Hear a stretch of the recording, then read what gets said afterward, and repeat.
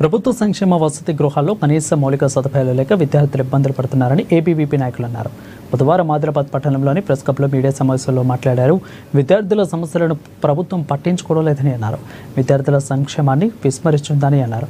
Pending స్కాలర్షిప్లు వెంటనే విడుదల చేయాలని డిమాండ్ చేశారు.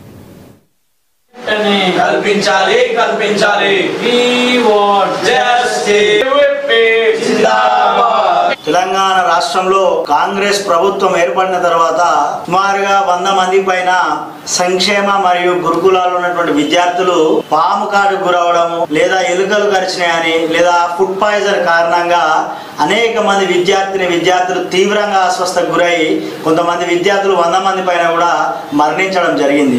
మరి ఈ యొక్క విద్యార్థుల ఆత్మహత్యలన్నీ కూడా ప్రభుత్వ హత్యలుగానే ఇలా అఖిల భారతీయ విద్యార్థి పరిషత్ పరిగణిస్తున్నది.